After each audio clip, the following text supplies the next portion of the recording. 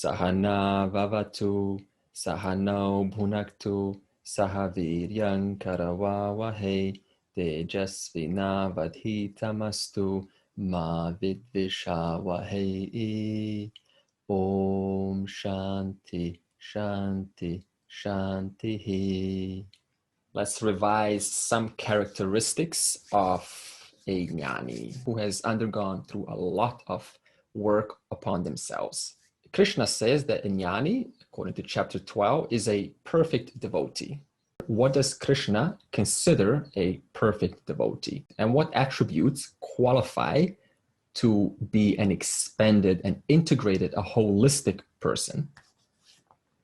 And then we said a few Sanskrit words. I'll just revise them now. Firstly, we said adveshta sarvabhutanam. This means lack of hating. Now, what is hating? Hating, or to hate, is a prolonged dislike. So usually we start to dislike something. There's a small dislike. It's not a big deal. As the longer that dislike lasts, the more we build on emotions and stories pertaining to that object of dislike. And the more we do that, the more that dislike grows. Therefore, dislike and hate are one and the same. They're the one coin from two different sides. So dislike starts, dislike intensifies, and then eventually we now call it hate. That's why the Sanskrit word for both dislike and hate is one and the same. What is this word? Dvesha. You've heard raga dvesha many times, I'm sure. What is dvesha? It is a compound word consisting of dvi, this means two, and visham, which means poison. So this means two poisons. What are these two poisons? Not only does dvesha poison the heart of the hater, but also poisons the heart of the hated. But also, what are these two poisons? Dislike, but also hate. They are one and the same poison. How is this hate expressed? It is expressed as, or in speech, in the form of passive aggressive. What is passive aggressive? Passive aggressive is not being direct, and yet still not wishing well, still being in a sarcastic manner, not wishing the person, not being straight, not being honest. I do not wish to come together and find a resolution here. If we put this hate in many minds, we call this war. So what is a war? War is when many hearts have hate, and those hearts come together, and then we have a war. In fact, if you think about World War II, it was nothing but a particular group of people having a strong dislike for another group of people. The question is, what is the solution to overcome this dislike? Because dislike can come very subtle. And the solution is to have a purpose in life. That means to get busy. That means to find your role and then fully participate in the role. Now, the question is, how to discover your purpose in life. How do you discover your role in life? Because we often say you need to discover something that you're good at or something that you're involved with. How do you discover your swadharma? Which is an intersection of my likes and which are according to dharma. Like the job that I'm doing right now, I like to do programming and it is according to dharma. It's not harming others and all. Okay, so you're not going. So I might do. I don't know, there are many things. Like, for example, I like to have something, so I can't go about robbing people just to achieve what I want, because it's not dharmic. But I want to, like, for example, I want to have a house. So to achieve that house, I follow dharmic ways to achieve it. Instead of robbing, I will do a job. That's what I think. All right, so what I'm hearing is having an attitude shift towards what you're already doing. So suppose that you're right now doing programming, or you're doing some research, or building a house, or doing some architecture, or doing some consulting, or some management, or you're a CEO. It doesn't matter. So this means whatever we're doing, we can simply change our shift from this is just an ordinary work to finding ways on how to make it more interesting. So this means that, we often say, what is my purpose? What do we first say? Look into what you're doing right now. Stop looking elsewhere. And then ask, knowing what I'm doing now, could I find ways that if I did, this work would be at least twice more fun, twice more entertaining, twice more kind of inspiring, worthy of waking up and saying, I want to do it. Yes, Robert.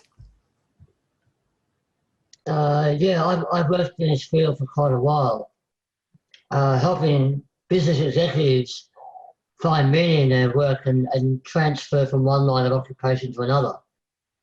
And I think the mistake people make is they try to find the thing that is their path, right? It can be many things as long as you feel passionate about it, it has meaning for you, and you feel you're making a contribution to others. The activity itself doesn't really matter, you'll find that out. It's what's behind the activity that's important. Yeah, it's what's behind the activity that's important. And if you just focus on what is behind that long enough, finding it more interesting, then that is going to lead to different kinds of thoughts. And those thoughts are going to then inspire you to look in a much more, a slightly larger way. This means do not kind of, escape whatever you're doing right now, but rather accept that what you're doing now could be actually what your purpose is. And very important, it's not just self-centered, but you feel you're contributing to other people. There's a lot more happiness and meaning in your work if you feel you're doing that, rather than just making money. Good. Okay, good. Any other comments on what Robert is saying? It's actually when you do something, you're doing your best without even putting an effort to it. The best of your effort comes out when you're doing something, and that's what you should listen to, and you should be aware of that. And I think that's what your purpose becomes. It's when you don't really have to put effort because it's there, it's already there for you to do that.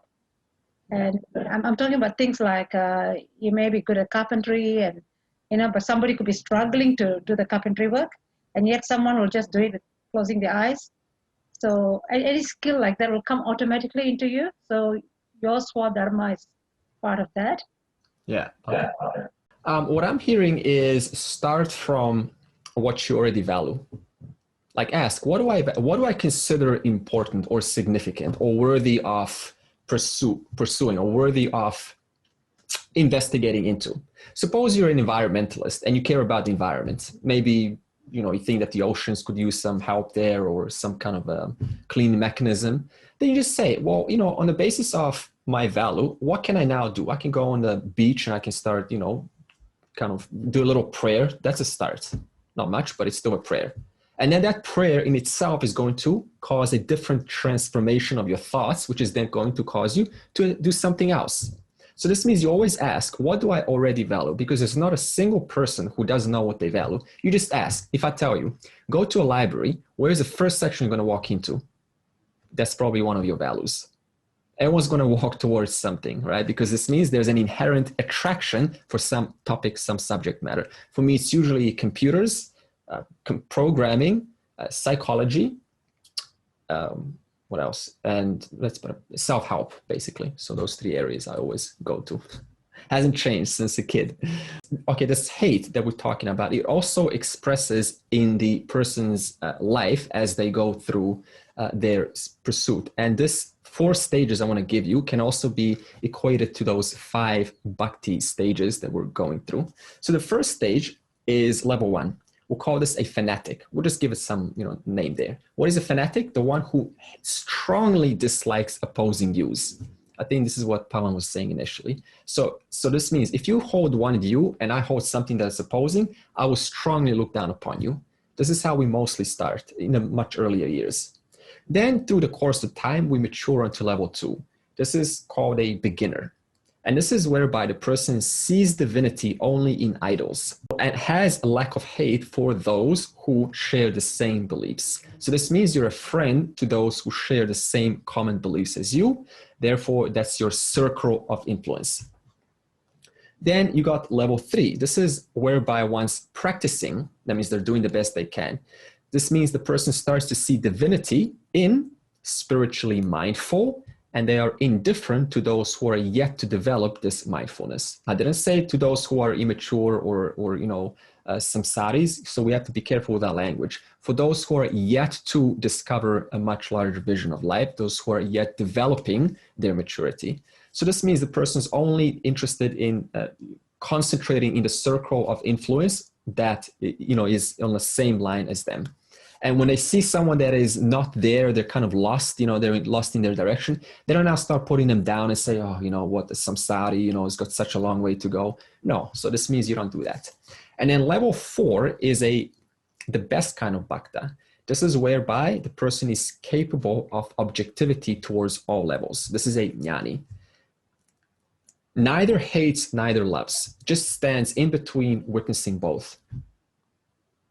That's a best kind of bhakta. The one who doesn't get involved in this nor this, but rather observes both because you understand both. When you understand both, you're able to observe both. If I don't understand, then what happens? Observing becomes very hard. Then I'm compelled to, whatever I'm observing, to judge it.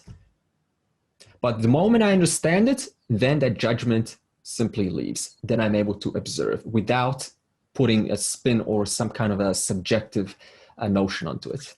And what are the benefits of relinquishing a strong dislike in our life? One of the benefits, obvious, is we have more energy, because hate takes a lot of a lot of brain power, a lot of emotional toll on the person.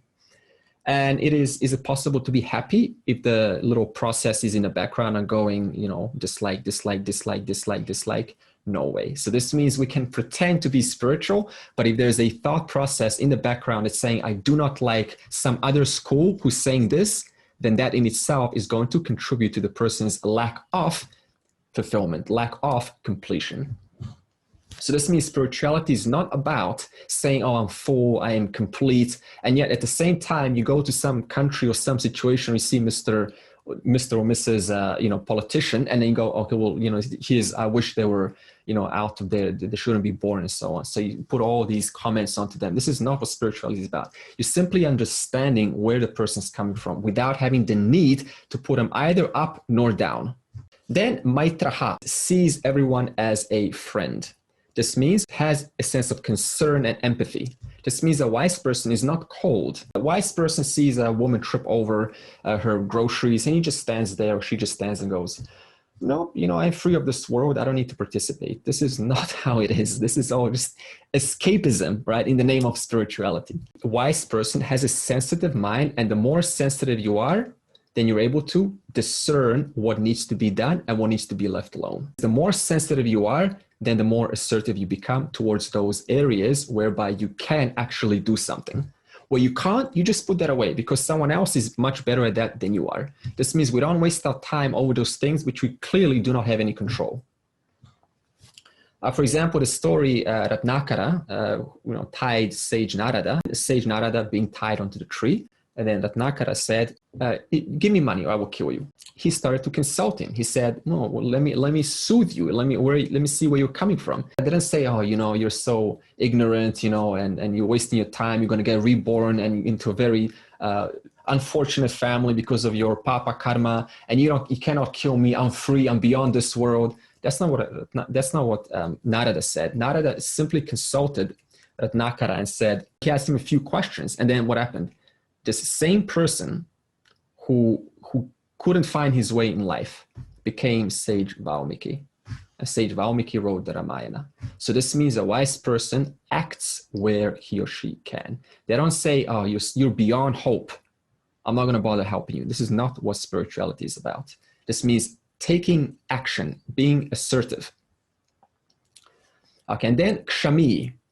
Kshami is forgiveness or accommodation. What is forgiveness? I don't feel the other has wronged me. Sometimes we feel that the other has wronged you. What is forgiveness? I don't feel that the other has wronged me. Why? Because of 3 factors. Number 1, there are unknown factors that you may not know. 2, there may be misinterpretation on both of your sides. You may have misinterpreted the situation, and the other person may have misinterpreted according to limited information at that time. I think I just told a story, as I said to, I was in the bush and Three boys confronted me. This was a long time ago. It was like 10, 15 years ago. And they thought that I was stealing their weed because I looked like that. So this means they didn't have all of the information. And on the basis of what I looked like, they assumed, oh, it must be him because, he kind of has his back backwards and he's barefoot and he's, by himself. He's probably going to steal more weed in the jungle. So this means on the basis of incomplete information, the person makes a false assumption. Thus, then this conflict ensues. So this means I do not feel that I've been wronged. Why? Because they couldn't have helped it. They simply didn't have enough information. Thus, they thought that I was stealing their cannabis. And number 3 is no one chooses to be ignorant. Does anyone get bored and say, in this life, I'm going to be ignorant. I'm not going to know everything. And I'm just going to sort of be, clouded, veiled by what I know. And I'm just going to remain that place. Nobody likes to be ignorant. So this means you're not angry at the person. What's the person angry at? Ignorance. In other words, ignorance hurts. It's not the instrument through which ignorance has expressed. What's the instrument? The body. Is anyone born with total knowledge? Absolutely not. This means we're all born ignorant. On the basis of that alone, I can start to rationalize and say, this person doesn't have all the information. So yes, if they have hurt me, okay. But I also have hurt someone else on the basis of my ignorance. Then santushtaha. A wise person is complete. It means the wise person puts things in the right perspective. It means my essence lacks nothing. You don't stop there. At the same time, while this body, mind, intellect instrument is given to me for a short amount of time to be used wisely. So there's 2 aspects here, right perspective. 1, yes, it is true. I'm already complete, eternal. But you don't stop there. You still have to address the world. And you say, this body, mind, intellect instrument is given to me for a short amount of time. Thus, it is to be used wisely. If you don't acknowledge the second, then the person gets stuck in this bubble of so-called liberation, and they actually, don't participate in this world. Vidyaranya from Panchadashi said a nice line. He said, Alpa bhogena tushyati. Those who are content with the little that they have are indeed wise people. So in the same way, what is a wise person? Whatever you have, you're content with. What is one who is yet to be wise? Whatever I have, I want more. Thinking that more is going to fill me up. Whereas a wise person already knows my essential nature is fullness. Let's put this more practical and more applicable. We need to apply what's called asaktihi. What is asaktihi? It is lack of claiming ownership of objects. This is the root cause that prevents one from having this completion, this santushtaha. So this means how to come closer to this place of completion. The answer is asaktihi. What does asaktihi mean? Lack of claiming ownership of what you have. So the question now is, what's the difference between possessing and ownership? I possess this lipstick. Okay, I possess this. Versus I take ownership of this. What's the difference between these two? Is possessive like you have possession of it right now, but ownership is it's always going to be yours, or it's always been yours? Okay, good. Yeah. Okay, yeah. I get what you're saying. Good. I'm going to get to that. Yes. It means owning the lipstick, but saying I am the lipstick. It's like the trusteeship. Yeah, lovely. Okay. So Mina's used the keyword that I was going to just bring in. So we have to talk about what is trusteeship. So possessing is a fact. I possess this lipstick. This means it is in the possession relative to this body, right? This bottle is in possession relative to this body. If it was relative to your body, it is still possessed to whomever it is closer to. It is still possessed to that person. What is ownership? Ownership is where I claim that I own this. This means I make it as though it is my own, as though I made it, as though I am sustaining it, as though without me, this thing would have never had its chance of daylight, as though without me, this thing cannot exist. Whereas the very truth is this thing existed before before I was even born, right? Is in form of elements in the earth, in a form of color and dye, in a form of an idea in someone's head, way before I was even born. So this means it is not an issue to possess. What is an issue? When I take what I possess and I turn it into a sense of ownership. Now, what kind of distortions does ownership create before we get onto how to resolve this? What kind of problems does it, or issues does it create? First of all, my self-image gets entangled in whatever I own. So this means now, suppose I have I own a kid, a very smart kid. The moment I own my child, then what am I going to do when there is not a smart kid? I'm going to look down upon them. Oh, my child is so smart compared to that child. So now you bring your whole self-image and you give it into, you literally pop it inside the object that you've claimed as yours. So this means now you've given all your power away onto this object. Now suppose your kid fails a grade and you own your kid, right? Because it's my son, it's my daughter. So this now means your self-image being tied with your son or daughter. Now your self-image is going to go as down as fast as their grades are going to go down. Now we start looking down upon those, like, whoever doesn't have my car is not as successful as I am. So the moment I make that car mine, ownership, then fountain of issues start to come. Even in knowledge, in reference to Advaita Vedanta, Pramana, we say, I have non-dual wisdom. That school doesn't. I am so much better. Happens all the time. In other words, we start to compare our knowledge compared to other schools, and we start to put them down. In other words, the knowledge has nothing to do with helping you. It has to do with owning and then being proud on the basis of what I own. So this means the pramana hasn't been used as a means of knowledge, but rather as another object to add onto my identity, thus to expand my sense of I. Also happens in political figures, like political positions. It's very hard to relinquish a position sometimes. So the person gets caught up, because now they're enjoying their it's my position, it's my presidency, it's my whatever it is. And this means it's very hard to actually relinquish that. Same thing happens in family businesses all the time, right? One of the family businesses, one of them is unable to let go. So then instead of simply just saying, here's now the position for you to take over, it becomes much more complex than that. All because the person has placed their I into the object. They made that object, that business, that son, daughter, spouse, anything mine. And then what's the result of this? The moment you claim something as yours, when you own it, then it enters your bubble of expectations. Because who's the owner? I am. And the person whoever that I am is has what's called raga dvesha, likes and dislikes. So this means if I make this mine, then it has to get popped into my likes and dislikes. So this means automatically I will now limit this according to what I like and what I don't like. So never mind that this is red. If I don't like red, then I'm not going to like it on the basis that it's red. So this means I cannot enjoy the fullness of what is present only because I made something as mine. Therefore, we're not trying to now say, don't possess anything.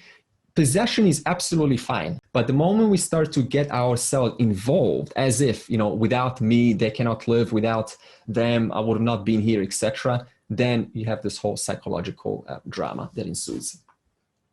And this is why, by the way, Vedas prescribe the Vanaprastha stage. So there's 4 stages in life. We'll start with brahmachari, right? So brahmachari is whereby you start life learning, right? Learning about, your topic in schools.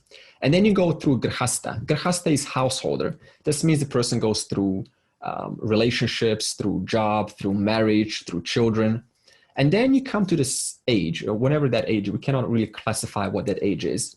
And then you come to vanaprastha.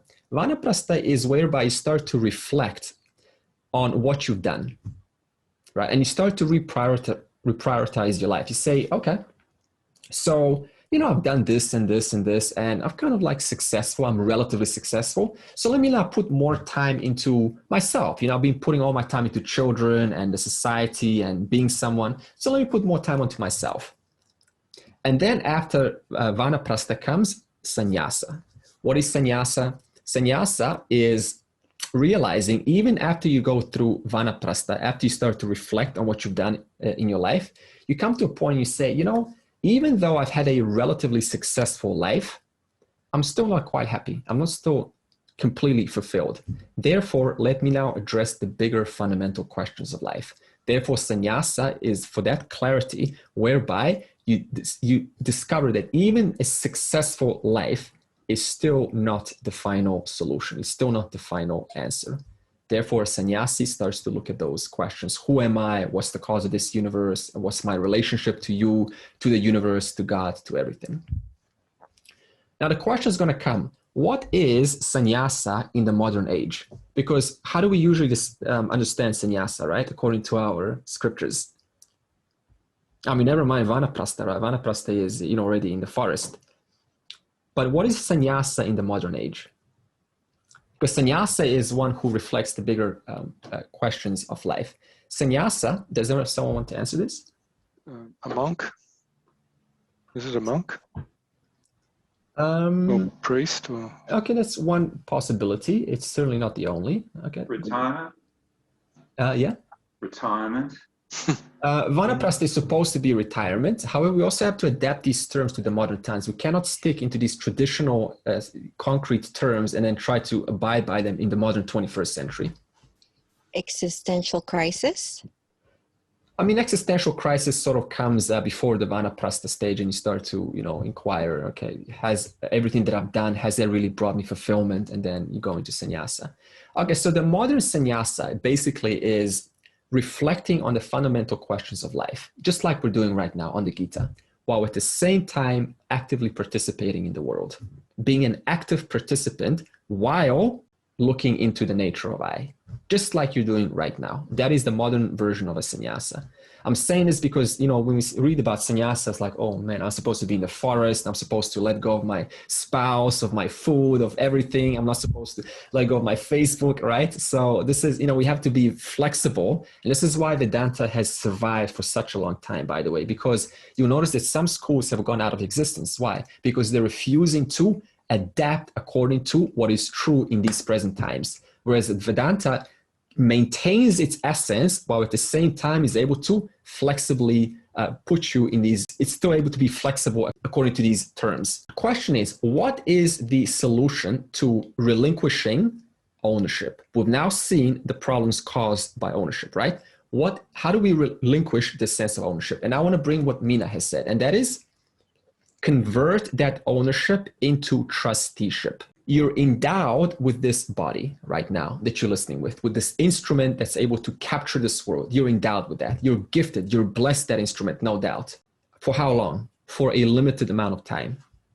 By what? By the grand order, which we call Ishvara. Therefore, on the basis of this understanding, use it responsibly and intelligently for the sake of playing out your part in this world. That is trusteeship. What is trusteeship? You're endowed with this body, no doubt, for a limited amount of time by the grand order, by this intelligent order we call Ishvara. For that reason, don't misuse it. Don't abuse it. Use it intelligently and responsibly. Educate it. On the basis of that education, respond intelligently in and through various activities in this world. And this attitude also relieves us from making these spiritual statements that we don't really mean. I'm sure you've heard this before. Everything, Ishvara is everything. Nothing belongs to me. Okay, suppose you say that. How can now a smart person respond to that? Suppose you say everything is, you know, Ishvara and nothing belongs to me. Okay, so I'm just going to say this. Okay, so I'm just going to go into your house now and I'm going to start eating your food. I'm going to have your wife, you know, I'm going to just kind of claim it as my own because it's all Ishvara, right? Are you going to say yes to that? No way. In other words, we make these statements and they sound really good. They sound, quote, spiritual, but we actually secretly don't mean them. Therefore, we're not saying now, okay, sure, see, everything is Ishvara. That is absolute fact. But at the same time, there is a sense of I am endowed with this body. I am endowed with a certain right to have my space, my house. So again, what are we saying here? Convert this sense of ownership. This is mine my computer, my status, my position, my, whatever you want to put, fill in the blank, right? My whatever, convert that into trusteeship. What is trusteeship? Hey, this body has been gifted to me for intelligently to be used in this world. And in reference to this body, mind, intellect that you're carrying around 24/7, what do? You simply use it to influence your sphere of influence, contribute within your sphere of influence. Now, the question is, what does this sphere of influence mean? Because usually we think it's supposed to be grandiose, like my purpose in life is to save the world and go out there and make a difference. These are all illusionary ideas that a person creates because they feel small, and so they want to kind of be out there to feel big. So sphere of influence simply means, where can I take a part right now? Wherever the environment is the environment asking me to do something right now? If yes, then contribute if you can. If not, then leave it alone. So now I want to show you a nice video, which my own teacher has showed me. And it's going to help us to see what it means to have sphere of influence and to contribute within that alone. And this video is going to be a observation exercise. So I want you to look at this video and observe what you pick up. The topic of this video can be contribute within your sphere of influence.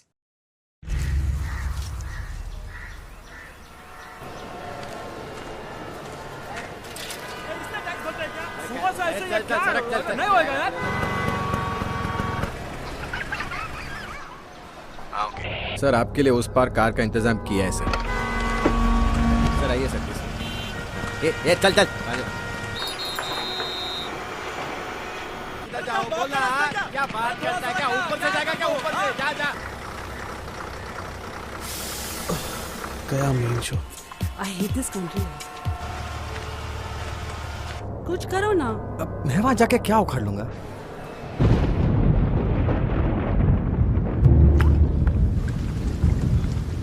कैसी जाने बूंदे आई, जाने कैसा दर्द लाई, सामने क्या है ये तेरे, क्यों रुका है तू बता रे हो।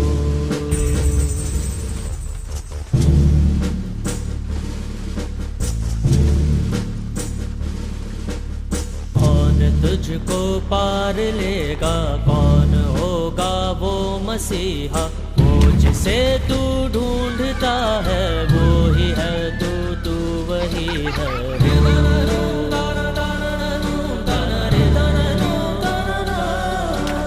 तुझ में तेरा रास्ता है, तुझ में तेरा है सहारा, तू ही तुझको पार लेगा, तू ही है तेरा किनारा।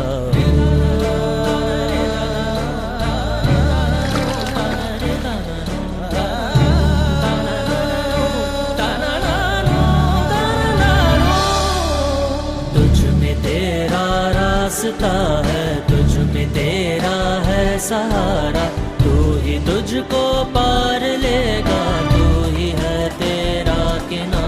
जिसे ढूंढता है तू ही रहे, तू ही रहे, तू ही रहे तेरा मसीहा हो।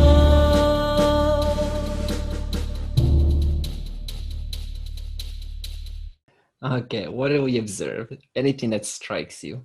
So it was just like that child, just by his actions inspired the other people and was able to mobilize. So even though he was small, just his actions was inspiring and he had an effect and he mobilized everyone into action. Indeed. Small child, such a huge impact. Okay, what else did we pick up? I noticed how everyone was absorbed in their own little world, right? Like the couple fighting in the car, not caring about it, what was happening or what they could do to improve the situation. But as soon as they did get involved with that, it improved not only their situation, but everyone else's. Yeah, okay, good. Anything else? Yeah, I think in life we have a choice, and we can choose to sit back and do nothing or do something. Good. And collectively, we can do a lot of things. I noticed how good everyone felt at the end when they contributed. Good, yeah, indeed. Wow. Okay. Kritika, you had your hand up? I just wanted to say that a lot of times our first instinct might be to sort of virtue signal and tell everyone what's wrong and what they need to do, rather than, you know, taking the first step and doing what we can. So for me, the video was about the child just taking an action and doing what he could, rather than go out lecturing the politician or the other people that, look, I'm so small, Yeah. you're so big, you must do that, and you must do this is how it should be done. Yeah. Because that way, I don't think people would do anything. They would maybe listen, digest 10% of it. You can't mobilize a crowd. I think that should not be our intention as well. We should just focus on what we can do as a person, rather than, you know, lecture other people and improve their lives. I mean, that's not for us to do. Yeah, beautiful, Kritika. Very nicely put. Okay, very good, Kritika. Okay, anything else? Also, the child, it was not, the action of the child was not dictated by logic or thinking or anything. Like, he went and did what he thought was what he felt like, and within his sphere of influence, without aiming at whether he's going to be successful or unsuccessful. Yeah, that's such a good point. In other words, he wasn't, you know, it's not about putting my my attention into whether I'm going to be successful or not. It's just do if you can. If not, then fine. You know, at least you're going to have some effect, because every cause has an effect. That is just a law. Okay. Anything else, Meena? Yeah, the song had very good catching line. It says, "You are your own God." Yeah, good. And the other thing I got from the video is that don't complain and be in the solution mode, because everybody else was complaining. Yeah, super. But as soon as they started participating in the solution, as the little child has, you know, started. And the last one was God helps those who help themselves. Yeah, good. Okay. These are the three things that I got from this video. Okay, Robert. Thank you, Meena. Very good, Meena. Thank you. Interesting to note that the first people to come and help were young people, because they're not so programmed and so cynical. They're open to that influence, and they do it joyfully. Indeed, indeed. So all of you are sharing these beautiful opinions, and I cannot actually add more because you basically covered it. And I think the point is very clear. No matter how small we are, we still make a huge difference. And it's not about complaining. It's not about saying, oh, you know, I'm supposed to go out there. Hey, where is that? It's all in my mind. In other words, you look at your environment and you say, where can I start from where I'm at right now?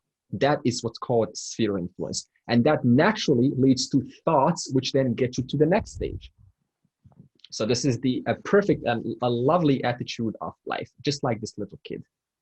And even after he accomplishes this, he's not like going, oh, look at me, you know, I'm so proud. I took action and you didn't, you know, you policemen are supposed to do all of the work.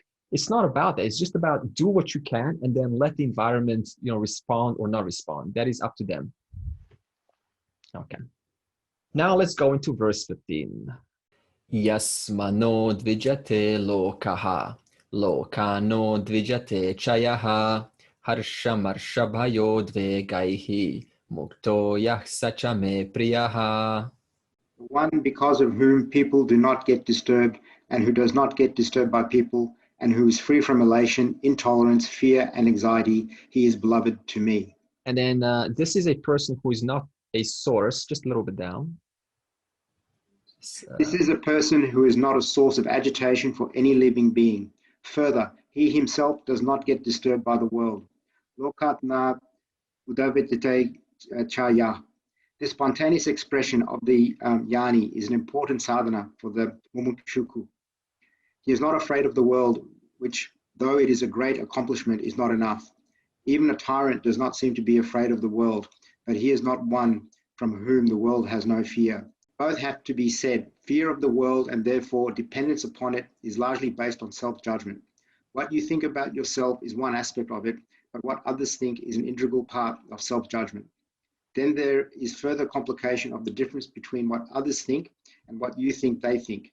You can see how much you live in your own thought world. Let us see the fallacies of some of this thinking. What I think about myself is negated by the Shastra as not true, and what others think about me. I do not really know. They view me through their own projections of which I have no knowledge, and my objectivity is obscured by my own fears and anxieties. If my estimation of myself is not very great, my conclusions about what others think of me is not going to be difficult to predict. Conditioned by my own thinking about myself, I draw conclusions about what others think of me, and what others think seems to be very important. We spend so much time and energy convincing others that we are not what they think. This is all because our security and happiness depend upon the world in the form of opinion of others. Their frowns and smiles seem to determine when we are happy or unhappy. Here, however, is a person who has no fear of being disturbed by the world. A foolhardy person also may respond fearlessly to situations, but he or she will eventually be disturbed. The fearlessness that Bhagwan is talking of here is not that of a tyrant or of foolhardiness. You can be disturbed by others only to the extent you allow them to disturb you, and others will be disturbing as long as you depend on them for a sense of well-being. Okay, that's enough. Super. Thanks, Nagesh. Okay, Swami Paramarthananda, he's one of my, from Chennai, one of my Vedanta teachers. He puts this in a very nice form, and I'm going to give you what he says and also what Dayananda says. He says there's two kinds of people. One of them is having a heart like a rock. My heart is like a rock. It's hard. Any criticism bounces off. You tell me anything, bounces right off. Doesn't touch me. But what's the negative of this? Because everything has a pro and con, right? The negative is it produces insensitivity. In other words, the person ends up unknowingly hurting others through language, through inappropriate behavior, through not paying attention to others' feelings, etc. Why? Because your heart is like a rock, right? You're strong. And then the second type is the one who has a heart like a tender flower. I'm sure we also know these types. What's the pro of these? Overly sensitive, right? They pick up everything. They are so sensitive and considerate to your feelings. They will definitely pick it up even before you can yourself. In other words, they're careful in handling matters. Extra care to not hurt others' feelings. But what's the negative? What's the negative of this, if you want to call it a negative? Easily hurt by anything, by the smallest things. Emotions stay for days. It's like it's like walking on eggshells around them. One eggshell cracks, they're hurt. So these two types are the two extreme versions. Now, what is a jnani type? What is a wise person like? Paramartha nicely says he is the one who is like a flower handling people. So with you, when handling people, when handling the world, when handling experiences, I'm like a flower. What does this mean? Considerate. That means I do take the time to be considerate. I don't ignore you as just another person out there who's going through a hard time. I actually, I take the time to emphasize, to kind of, have some feelings with you, and friendly, considerate and friendly. But a heart like a rock when receiving experiences. This means I'm objective and factual. Doesn't mean I deny experiences. I'm just objective. This is an experience. Let's not get entangled or enmeshed in it. It's a fact. Here's what's presented to me. So just remaining factual about it, not making it more than it should be or less than it is. Why is this important? Because the more sensitive the mind becomes, if you've noticed, that the more you start to pick up the insensitivity around you.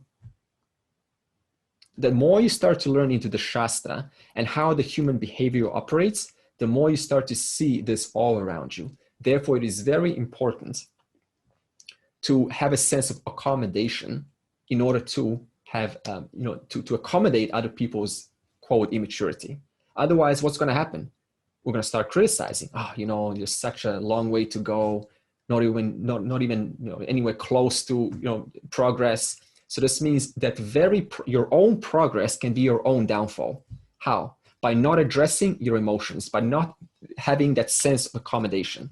So this means I have to develop that sense of everyone is going through a stage of life.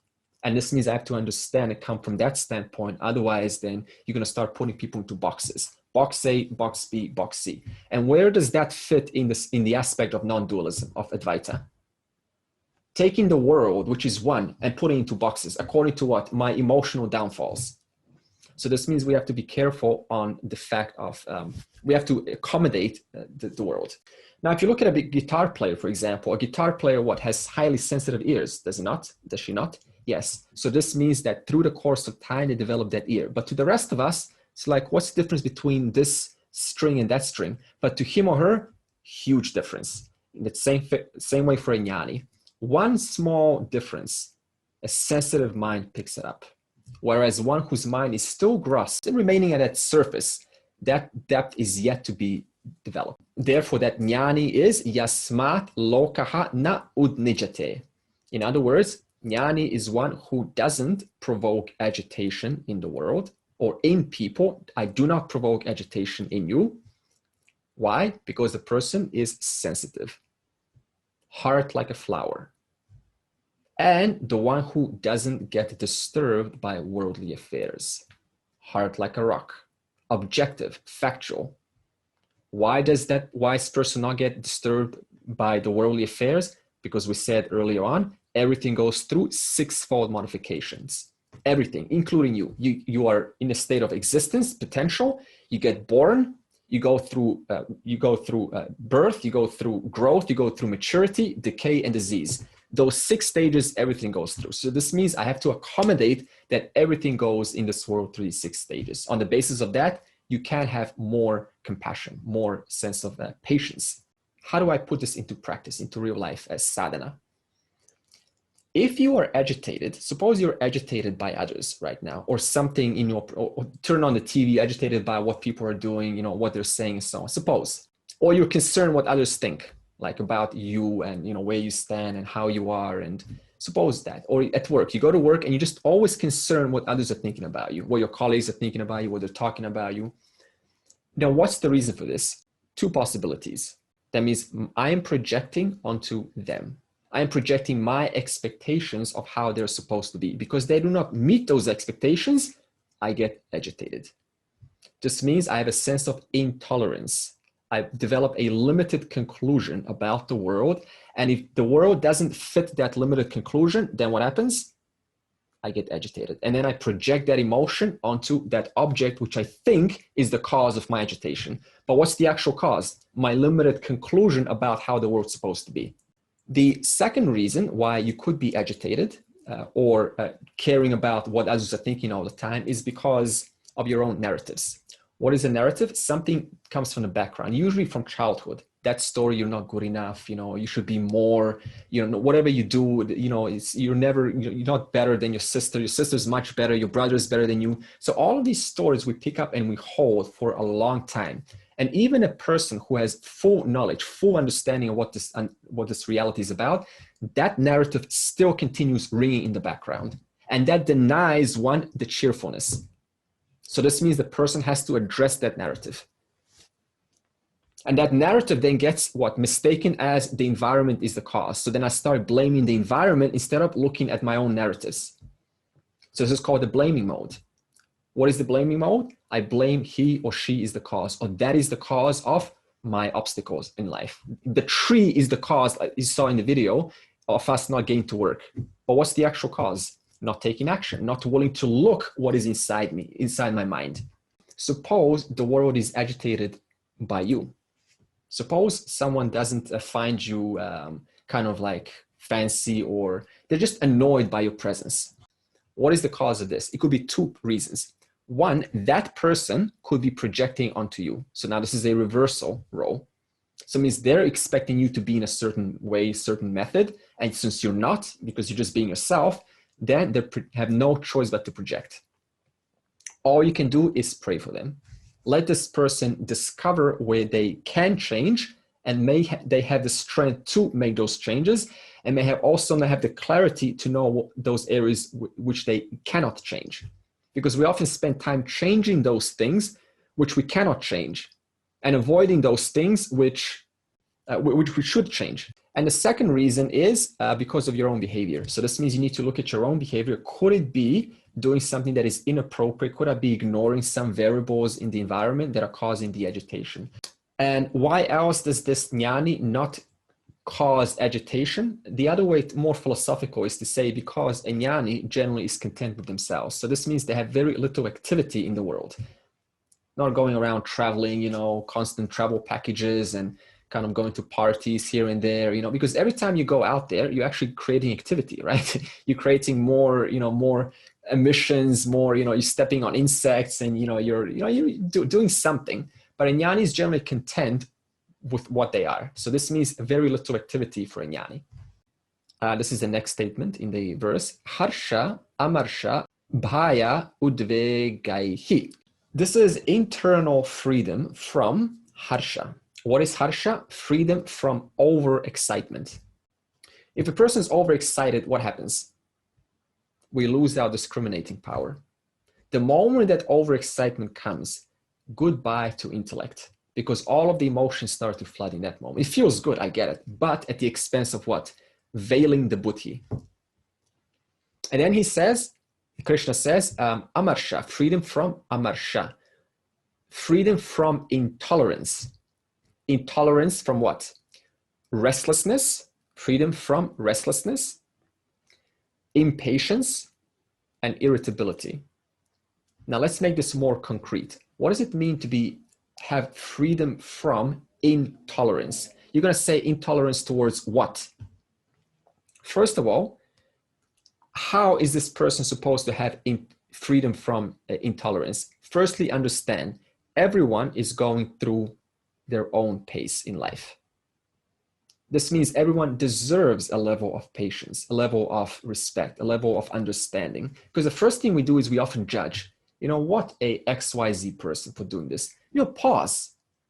They have a certain history, a certain background. I could be grown up in a family that is extremely disadvantaged. And on the basis of that, they picked up a few habits from father, abusive father, some, friends that got them in the wrong circle. And on the basis of that, they picked those habits up and now they're playing these habits out. So this means we have to understand that there is a much more to the person than just that initial behavior. There's a story behind the behavior, and it is the person's job to consider the story. If I don't consider the story, I only stay at the surface. What is depth? I look beyond what I'm seeing. I look beyond the perception. This intolerance can also mean in reference to not wishing or not liking others' success or happiness. This is very common. If someone's successful or they're happy, in that moment, I'm not happy. I don't feel happy. Why? Because in contrast to that person, to their state, my state is over there. So what do? We mentally put them down. This is called jealousy. So what is jealousy? Seeing someone happy or someone successful, and then in order to feel good, we do what? Instead of appreciating them, we actually put them down. And we say, okay, now that I've put them down at my level, which is mediocre compared to where they're happen to be, I now feel good. This is called jealousy. And what is a jnani, a wise person? He or she is free from jealousy. Why? Because they know that every skill, every talent, every success resolves into Ishvara, resolves into the whole. And is a jnani apart from the whole? Absolutely not. Therefore, every success is my own glory. That is a direct understanding of a wise person. Instead of putting that success as their success, it is their success. And the fact is they deserve it because they worked hard for it. That's number one. Number two is that success is also my success because we're not apart. That is a direct understanding of a wise person. Therefore, there's no space for jealousy. There's no space for putting others down because you're putting yourself down. Bhaya udvegaihi, free from the fear of failure. Because a wise person, as we talked about interconnectedness some time ago, understands their interconnected relationship with the whole, with the grand order. If the person has that understanding, then there is no fear of failure. Because fear of failure means what? There is some God that's going to what? Cause me to fail. Someone's, kind of like watching over there at some place, and if I do something wrong, I'm going to fail. No, if you align yourself with the grand order, with Dharma, where's the question of failure? And even if it is failure, then you still say, well, I do not know everything. I don't have all knowledge in this world. On the basis of that, sure, there are some mistakes that we can make. What are some things that we have fear towards? I'll start. Fear of competing theories, competing schools. Suppose you're in one school, like Advaita, and now there's this fear, what if another school has a better methodology than the one I'm at? And so then we're kind of like afraid. We don't want to like hear what other schools have to say because we're afraid they may say something to completely overthrow my entire understanding. So we kind of protect our own knowledge, our own school, and then we kind of push everything aside. That is a fear in itself. What other fears do we have? With this Vedanta, I have fear that what if it is just another Jiv Srishti that all these saints and sadhus have created? Because we say that Ishvara or the absolute truth is beyond our sense perception. And we keep discussing a lot about it through our senses. So I just feel, what if it's just another Jiv Srishti, our projection, and not the truth? Right, yeah. Heard this one before, yeah. So what if the, Shastra itself is based on projection and it's got some errors there? What if this entire non-dual, understanding in itself was on the basis of someone's misinterpretation, and then just sort of like crept into the scriptures, and now we're just sort of following this as the absolute truth? I was also scared of that, like this similar fear, but I felt like it's actually a fear of like my uncertainty. Like when I feel like maybe this is not actually absolute truth. That means that I want some absolute truth, and I want it should be like aligned to my. It should be mine. Like it's something. Okay. Certainty, wanting certainty, and especially like and another fear of neuroscience, suppose. Like maybe the scientists will discover consciousness in the brain someday. Yeah. And then yeah, I got it. Yeah, good. That's a good one. So what if scientists discover something, they kind of overthrow this idea that consciousness, which we're all working for, I am consciousness, and now science says, oh, this consciousness is just a few cells working in the brain, and then it's so you're not really chasing anything, just chasing a bunch of cells, a bunch of atoms in your mind. You're like, oh no, what now? Okay, good, Krishna. What else do we fear? Oh, I asked it from from a teacher, and then and he said like okay, he told me, okay, Krishna, you will become a neuroscientist one day, and then you will prove that consciousness comes from the brain. And then I'll ask you the simple question that who saw this? Okay, good. Yeah, absolutely.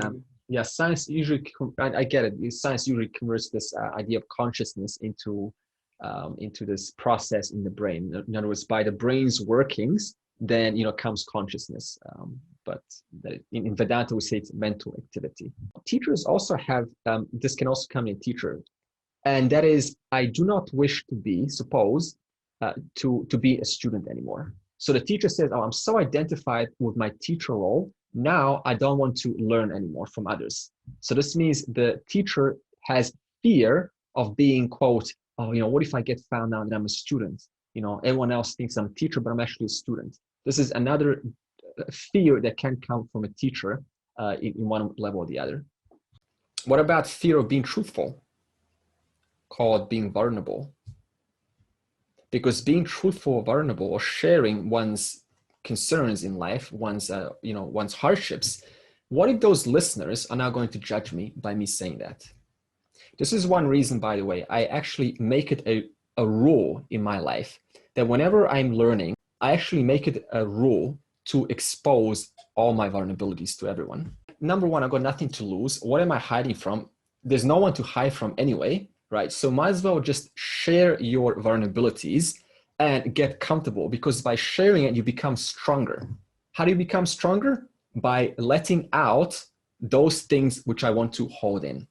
Fear that there is no meaning to life, and that all the philosophies and systems are stories we tell ourselves so that we don't realize we're like a dog chasing its own tail. What about fear of old age?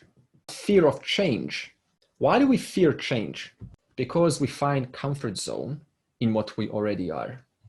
So if I change, I may then come out of my comfort zone. And since my whole life depends on being so comfortable based on this comfort zone, then if I accept a level of change, if I accept your viewpoint, if I consider your viewpoint, I may compromise, I may break down that model which I've built for so long, that I worked for so hard. It's kind of like building a deck of cards, right?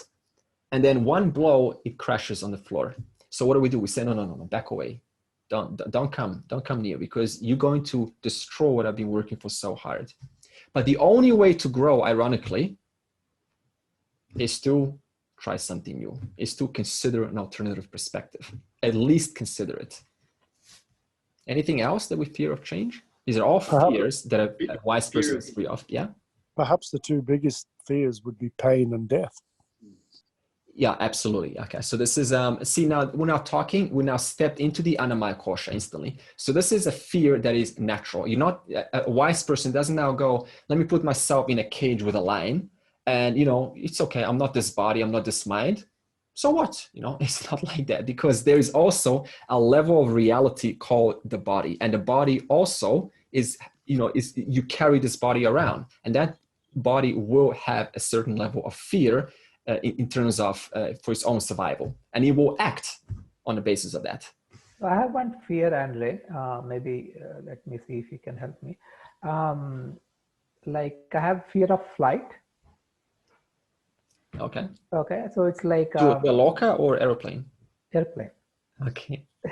The main reason is I feel that if I die in this flight, it will be useless death. Okay, had it been some kind, if I join some I don't know, some for useful cause, I'm okay in some sense, okay? Yeah. Like maybe if I'm fighting a war or some just war where I'm trying to help people, when I die in that war, okay, I can justify that. But here, when I take a flight, I am dying a worthless death.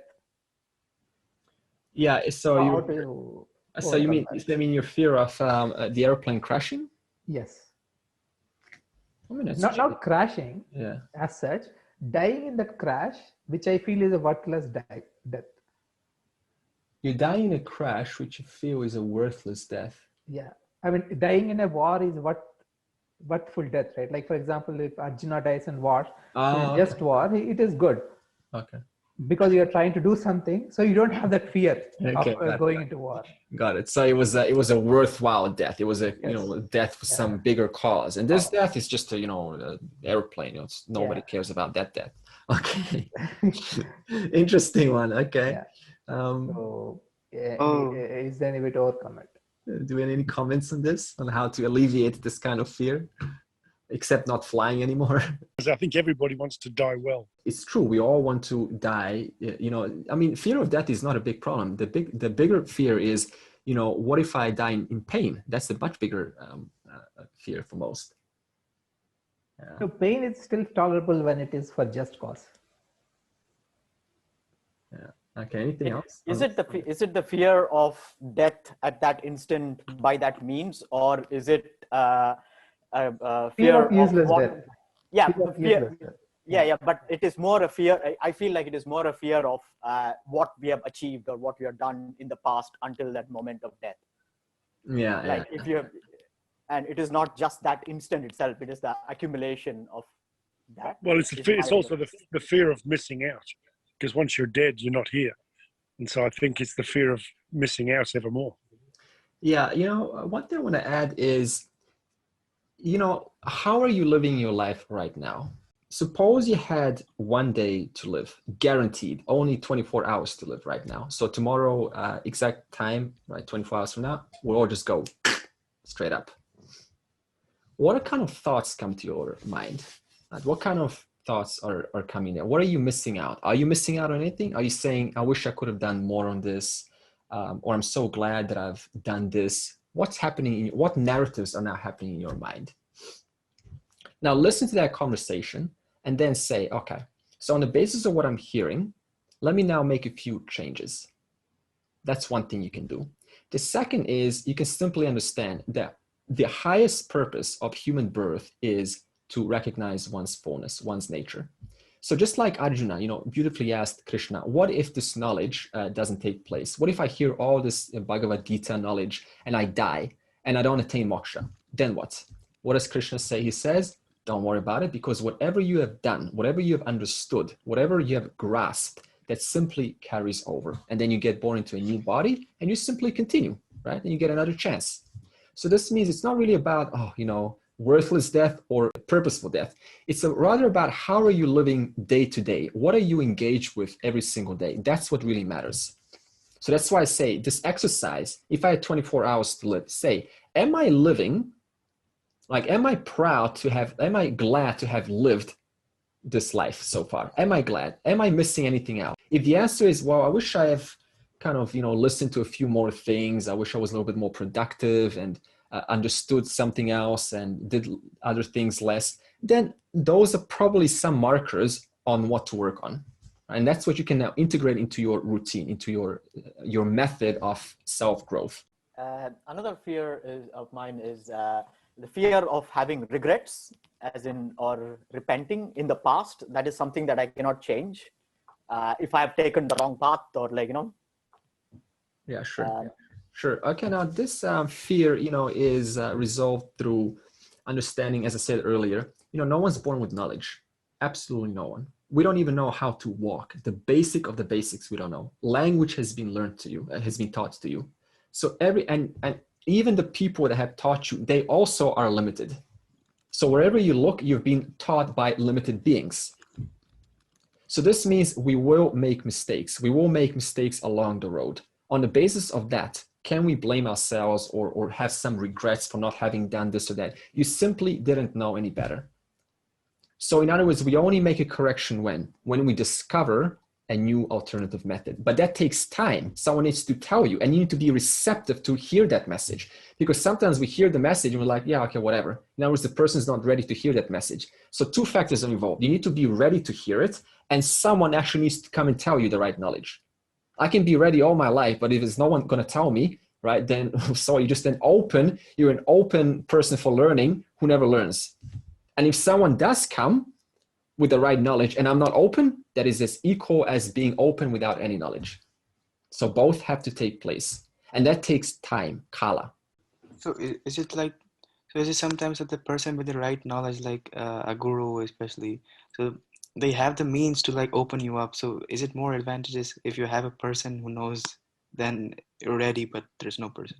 Yeah, sure. It's as I said, see, it's kind of like it's a mixture of both, because the student has to be qualified. A certain level of qualification has to be there, like a certain level of discernment. Because suppose you just now sit down and listen. Okay, wow, great. Yeah, I believe you, whatever you're saying. And you don't use any judgment of your own. In other words, I haven't actually done anything. I've just kind of spoken, and I've kind of shown you a way. But then you sort of, okay, well, that's how things are. But then you go, okay, so once the session is over, that's where my work ends. No, so in other words, the student has to also take whatever they hear and then assertively apply it into their day-to-day actions, into their thoughts. So this means you have a job, but a teacher also has a job. This means the teacher has to expound the vision of the whole and integrate the whole, not only the emotions, the intellect, but entire universe. And then once you hear that message, you have to now go, okay, so let me take my time, my this is called self-inquiry, and now let me bring what I've heard in class together according to my understanding. And if I don't understand something, then let me bring up that question in the next session. So it's a constant kind of like, student-teacher. It's a question and answer conversation that's going on. Yeah, so it is good if you have a teacher, but what if you're not open to the teacher, right? So then it's better to wait. And for example, my teacher Nima, she was 23 and she went to Swami Dayananda, who we're reading this book from. And she says, I want to do your 3-year course. And what did Dayananda said? No, just like that. No, go back into the world and get a few more years of experience. And she was quite disappointed. Why? Because she thought, well, I'm qualified. But he knew a lot better. He saw through her and said, go back and accumulate more years of working and getting some challenges, because that's going to give you context when you go into Vedanta. Suppose now I tell you, you got to purify your mind, and a person has no context of life. They just sort of come in and go, yeah, I've got no problems, I'm fine. But I tell you, go and socialize and you will find, those blind spots in you. And so this means I have to tell you to go into the world and get some experience so that those experiences can help you understand when the teacher is trying to bring these examples up. Okay, verse 16. Anapeksha shuchir dakshaha udasino gatavyataha sarvarambha parityagi yo madbhaktah same priyaha. The one who has no dependence is clean, able and neutral, from whom fear has gone, who has completely given up all initiation of actions, and who is my devotee is beloved to me. Can I continue? Jnani is not dependent on anything. Anapekshaha, Sankara says, is someone who does not depend upon the relationship between the physical body, sense organs, and sense objects for his sense of well-being. He knows he is self-existent, not dependent upon any other factor, and does not suffer from the delusion that he is only alive if the body is alive. The prana that keeps the body alive is dependent upon him, and moreover, Atma does not breathe. Since only something that breathes will die, he is always alive. Atma is pure existence, satya vastu, and therefore does not depend upon prana, manas, buddhi, or anything else for its existence. Further, all things depend upon Atma for their coming to light, but Atma is self-evident, not depending upon anything for the establishment of its existence. In order to be full and free from any sense of imperfection, Atma depends upon nothing, because it is the content of any experienced happiness. Therefore, one who knows this is a anapeksa, free from dependence in every way. Concerns about externals, such as where will I live, do not exist for the one who knows himself, because he knows that everything is located in Atma, which is the adhisthana, the basis of the entire Jagat. This is not merely verbal. He sees that it happens to be the nature of Atma, and thus has no dependence at all upon situations. Okay, thank you. Anapekshaha is not emotionally dependent on external factors. Now, I'm going to give you two understandings here. The first is cognitive understanding of what it means to not be emotionally dependent, and then a jnani's understanding. Do you depend on your own tongue? Are you emotionally attached to your tongue? That you wake up and go, oh, I'm just so lucky to have my tongue. I need my tongue. I need my tongue. No, why? Because from the reference of I, if the I means this body, whatever belongs to this body, I have no need to be emotionally dependent upon. This is why we always depend upon what? Things that are external to this physical body. Because I believe I am this body, this means the I stops at the edges of the skin. Whatever is outside the skin is not I anymore. On the basis of that, I now start to emotionally depend on things that are not part of this body. It means I haven't yet come in terms with this entire universe. I'm still categorizing the universe into different existences that I need to sort of kind of come in contact with for my own satisfaction. Now, what are some examples of emotional dependencies that we have? What about wanting to know lots of relative knowledge? I want to know everything about physics, how the universe came about, how it all kind of works, like the periodic table of elements. I have to know everything inside the body, right? Tell me, why do you want to know all this? Are you ever going to know all of this? No way. So what is it making the person want to know so much relative knowledge in this world? By the mere fact that I think that this knowledge is apart from what? This mind. This means this mind is separate from that knowledge. Therefore, if that knowledge becomes part of this mind, then I will now enjoy whatever that knowledge has. Or the news, wake up and, what's happening on the news around the world. Why? Let me ask you this question. Suppose you didn't watch the presidential, what happened in the last 5 months, with the president in USA. Suppose you never turned on the TV, would your life be any different right now? Probably better. 100% different? Probably better. You have more time for study. Yeah, exactly. Yeah. In other words, your life actually would have been a lot better because you would be less stressed, right? You had more time, more focus. So the fact is, news, number one, even though it's interesting, if you just ask yourself from the standpoint of not having seen anything that's gone on in the last year, my circle of influence would have not been influenced in any way. Right? That's point number one. What's another form of emotional dependence? Checking email. Suppose you respond on a YouTube or Facebook comment, and then what do? We're like, oh, let me check 5 minutes later. What did they respond? Is there any responses? Oh no, I haven't got a response. I'm waiting for someone to respond. And how are they going to respond according to my response? I remember when I was traveling between Byron and Sydney, 2017, to teach at my parents' place.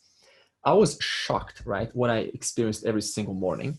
These fine gentlemen and fine ladies dressed in $1 million suit and pulling a phone every 5 minutes when there's no signal. It's like talking. Let me pull out my phone and just like drag the screen over. Let me see what icons are on the screen. Let me put the phone back in my pocket. Oh, I guess, and then continue talking with their friend, and they pull out the phone again. Launch Tetris for like 5 minutes. In the middle of the Tetris, stop the game, put the phone back into the pocket, continue talking. Pull out the phone, just kind of click on the home screen, see what time it is, put the phone back in. It's like, oh my God. I couldn't believe every single time, no matter what person I was sitting next to, I saw this.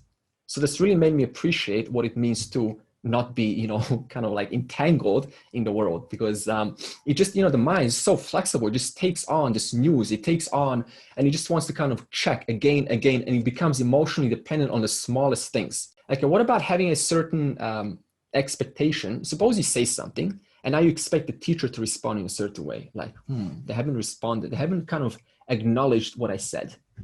So this is an expectation, is it not? This means I have an emotional dependence on how the teacher is going to respond to what I say. Very common. Or I have an emotional dependence how my fellow classmates are going to respond. Everyone's supposed to go, wow, that was the best thing I ever heard in my life. But it doesn't happen in real life. So this means we're now depending upon others to have a certain reaction. That's an emotional dependence. What about dependence on spiritual sadhana or some psychoactive substances to remain high, kind of like new ayahuasca every month? Why? Oh, I just want to remain high. I want to have like high vibrations. What about constantly looking at spiritual videos on YouTube and listening to audios? Why? So I can preserve my state of my sophisticated, because I feel so kind of like expanded after I hear a video. So the person ends up consuming constantly what I call spiritual entertainment. That's another dependence. What about expecting your beloved to treat you like a princess or a king 24/7? That's another emotional dependence. The reality is your beloved also has their own prarabdha karma. They're going to wake up not feeling 100%. That's going to then come onto you also. And you have to just simply engage with that. So this means it is impossible to expect your partner to be 24/7, on top of the game. Andre, just a question. So when it's mentioned that concerns about externals, such as where will I live, do not exist for the one who knows himself. So are we just talking about the emotional dependencies and not the physical ones? Just to be... Oh, good. So yeah, physical, excellent, Kritika. So the physical, definitely, you have to, as I said, you carry this body. Is that what you meant? Your physical body, right? Yeah, you see. Not just like where will I live? I mean, in the sense that I would need a house, but yeah, good. House okay. Is emotional dependence, that I want a big house or, this kind of house. Yeah. That is sort of an emotional dependence, but having the need of a house, I thought was a sort of like a basic requirement. Yeah, so see, we all need basic requirements. So okay, now blow this up and say the jnani doesn't even need to eat food. So yes, you need food, right? You need a basic shelter. You need basic warmth. You need the basics in life in order to, just take the time to reflect and enjoy whatever you have. So it's not like now the jnani is going to go out in the rain and, and go, oh, doesn't matter if I'm getting wet, it's all just, my body and I'm not the body.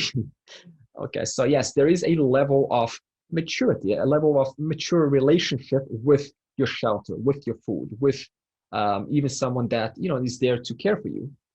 So again, we cannot now, put this into strong black or white notions and say, no, if you have a shelter and if you have a partner, then you're not a jnani. It doesn't work like that. I have a question on what you just said and also on what you said about relationships previously. Yeah. So it seems that like Krishna and Arjuna were both householders. There are many of the teachers of the Upanishads were also householders, and they taught their children. And I also know that Nima got married to Surya later in her life. So I suppose my question is, yes, if they have the total vision, they don't depend on anything. However, they're still, at the same time that they're totally full and complete, there still must be a preference, because otherwise, why would they have a wife or children? So I'm asking, a jnani is okay with it or without it, but do they still have a preference for either sannyas, staying alone, or having a wife? I hope that wasn't too convoluted. No, super. So again, everything is your choice. We're not putting anything into categories as to you should be like this and you shouldn't be like that. End of the day, when all is said and done, you just look at your humanness. As a human being, I have a certain preference. For example, a jnani goes to a restaurant, and in the restaurant, what are they going to say? Oh, I don't care what I eat. It's all just food. It's going to feed this body. They're going to have a certain preference for what food they like and what food they don't like. In that same way, the person can choose to be in a relationship. They can choose to be single. Both have advantages and disadvantages. If you're in a relationship, sure, you have another person to take care of, and, you have to address their concerns. You have less time. As a single person, you have more time, but then you also miss that company sometimes, right? And relationship in most cases can be a lot more beneficial because you have someone to engage with, right? And they can help you, and it can help you reveal your blind spots, etc. But it is totally up to you. Okay. Thank you. On that note, can I share a small story from Krishna's life, sure, which is a parable? So all the gopis, who were the women who loved Krishna, came to Krishna and said, like, on the other side of Yamuna, there is sage Durvasa, who is a sage who got very angry very quick. We want to go, and we've heard that he's come, and we're going to seek his blessings, and we want to take a feast to him. But Yamuna river is flooding. How do we cross? So Krishna tells them, go to the Yamuna river and say, if Krishna is a true brahmachari, please split open and give us a way. So they were very surprised, because Krishna was hanging around with all these women, 10,000 women all the time. How can he be a brahmachari? So they went to Yamuna and said, like, if Krishna is a true brahmachari, split up. And Yamuna split. They went to the other side and gave Durvasa Muni a feast. And he ate it with great relish. And then they said, we want to cross back. How do we do that? So Durvasa said, go back to Yamuna and say, if Durvasa has only eaten sagely meals, like, the juice of the Dhruva grass, split open. And they were like, he just had a huge feast and really enjoyed it. How is that possible? So they go and say it, and Yamuna splits open, and they come back to Krishna and said, please explain. And he said, like, both of us are jnanis, and we were not, I hang around with gopis as a reflection of your love to me. And I'm not attached to that. I'm still, separate. Yeah. My Atma is still separate. And same with Durvasa. He ate the feast because you brought it to him with love, but his Atma still stands separate and watches it. And he's not involved in the sensual experience. Yeah, so good. Yeah. Statements were true. Yeah, excellent. So this means inside I know I am free of all of this, and yet it doesn't deny me from participating in what's in my environment. It doesn't deny me from enjoying the gopis, enjoying this flavor and this variety of life. So this means jnani doesn't deny life. They don't push it away under the carpet and then justify I'm beyond all of it. How do we know that whatever action we are taking, is it because of our being emotionally dependence, or is it just our preference? Like, what is the difference between having preferences and not being emotionally dependent? Good. Okay. So, in other words, what's the difference between, because emotional dependence is actually a strong like. That means if I don't have it, then my life feels incomplete. Preference is, as someone, I think as Thomas said, if it is in my life, I am fortunate indeed. It is a bonus. If it's not, it doesn't actually, it doesn't take away from my fullness. It doesn't sort of like make me now depressed and say, oh, you know, poor me, you know, I don't have it. So this means that preference means it is, if it is in your life, then excellent, right? It's a bonus, of course, you know, being in a relationship, etc. It is a bonus. If it's not, you don't use your free time and start going, oh, I wish I had it. You don't start imagining about it. That is one way. Yeah. There's one more question that I have. When Dayananda told Nima that, you know, go and have experience go back and into the come world. back. Yeah, United Nations. Yeah. And then he will teach this Vedanta and Upanishads to her, right? Yeah. And we have noticed and heard that in our Vedantic way of life, at the age of like till 25 age, they follow the brahmacharya, they go to the rishis ashram and get all the knowledge first and then start their worldly life. Yeah. So why? So I see a disconnect there, that in the Vedantic teachings, we teach the child first and then ask them to go into the world and start taking action and living life. Yeah, good. But here he says, go and take experience first and then I'll teach. Yeah, excellent question. So, you know, if you look at life in these 4 stages in brahmachari, then we say, okay, you're supposed to now first go through this learning, and then after learning, then you go into the world. And then you brought up the question, well, for Nima, it's different, right?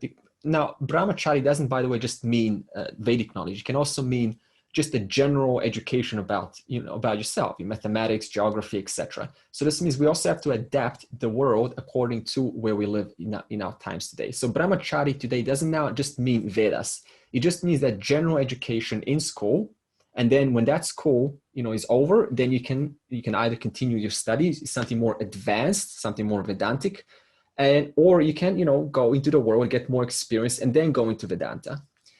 Whereas in the older ages, see, the world was much different, right? And, you know, we had these gurukulams, and then, you know, the family children used to live with the guru in the gurukulam, and the guru used to taught them the entire Vedic program. It was like 12, 13 years. And then after that, then they were qualified to go and into this, you know, into this next stage, grahasta. So this means the times have changed, and this, according to these times, we have to also adapt. But it doesn't now distract you. It doesn't deny you from being a brahmachari much later, because you can also be a brahmachari, right, in like, you know, 50, 60 if you want. Now, the reason I was asking this question is experience of the world required to get the Vedantic knowledge? Because in Gurukulam way of life, it was not. So that is my question. Right. So whether it be brahmachari or not, that's not the question. Yeah. So see, it doesn't, good, excellent question. So it doesn't now mean that that the brahmachari is now going to be qualified, all right, because experience is required. So this is why you go into brahmachari and then you go into grahasta, and that grahasta almost completes that stage of brahmachari, right? In other words, it adds context, it adds meaning. Yeah, it's kind of like, okay, now I see how all of this knowledge that I've learned, how it applies. And then on the basis of that, you meet your guru. Yeah, wouldn't it depend upon your previous cycles of life, so it would vary for each individual? Yeah, that is a contributing factor. Also, your samskaras that you come with.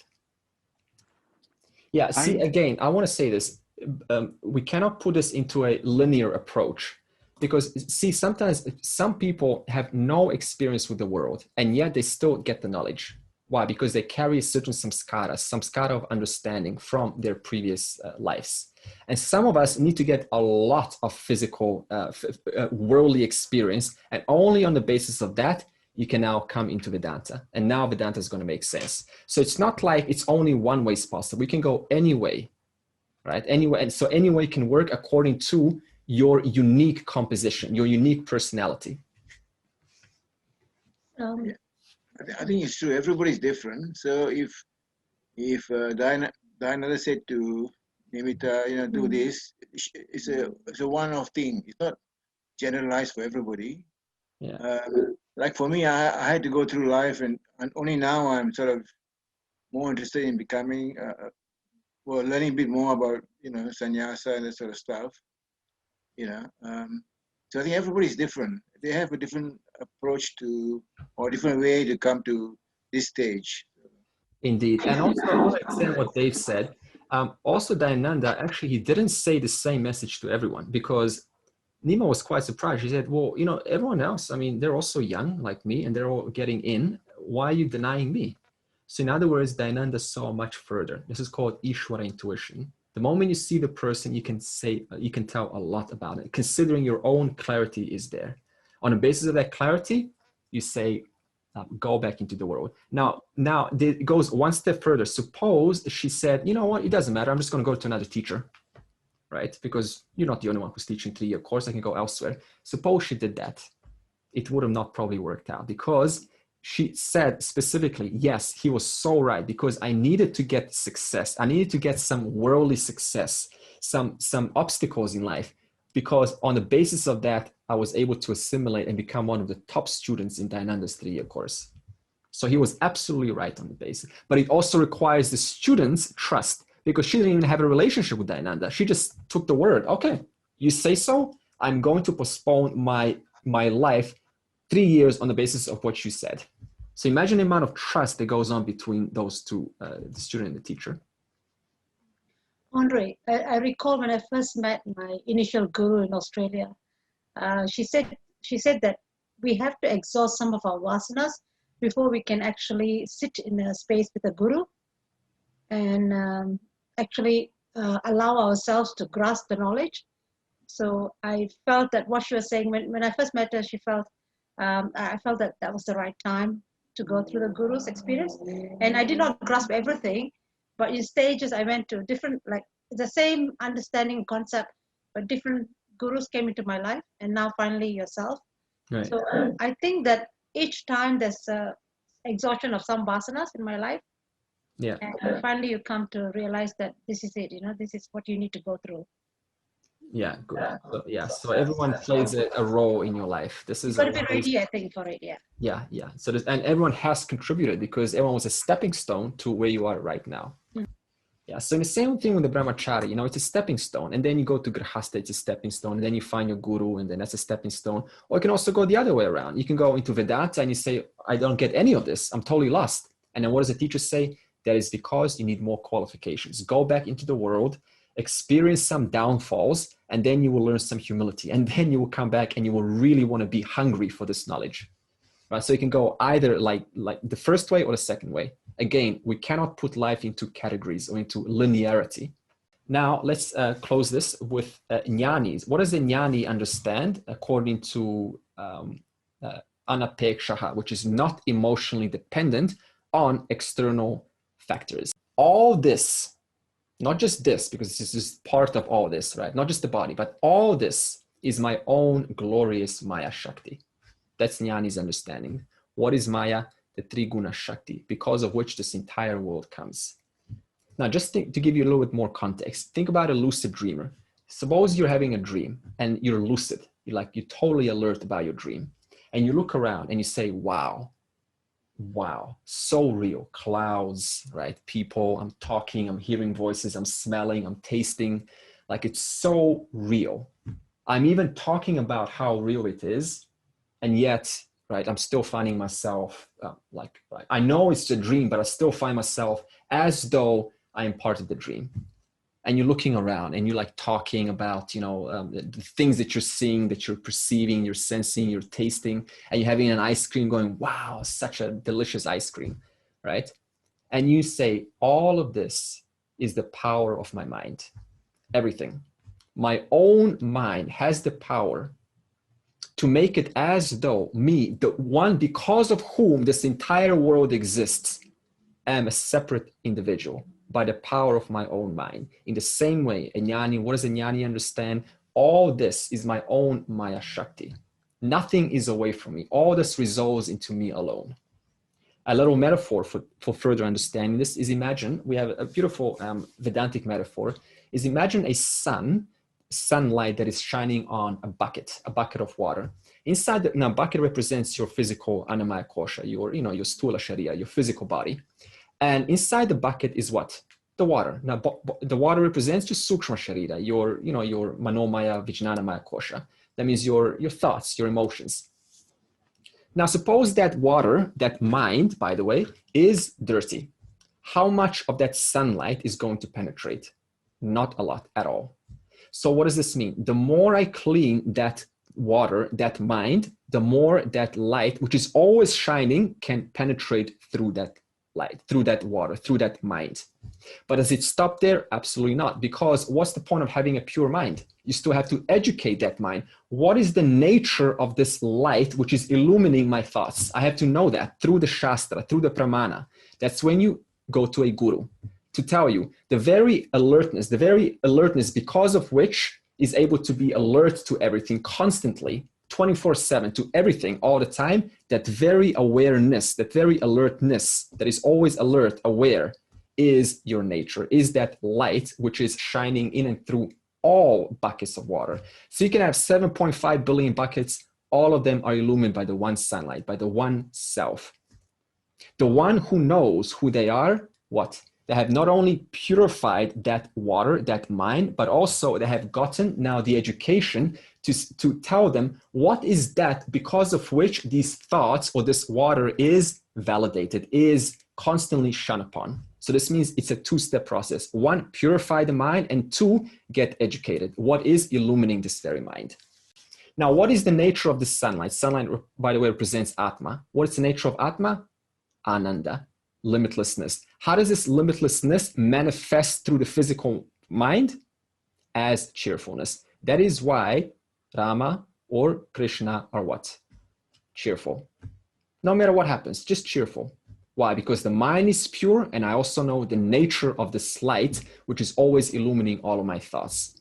And finally, homework before we close is, suppose you were locked up in a dungeon, kind of like Devaki and Vasudev, right? And you were locked up. What objects, people, experiences would you miss? And what are you saying about your life? Have you done everything there is to do in life up to that point, knowing you will never again see the world? If not, you know what to work on. You know what to bring more into your life. The second way that you can look at as objects, as from this objective standpoint, like a wise person, is you can say, what is the nature of this object, which I happen to be emotionally dependent upon?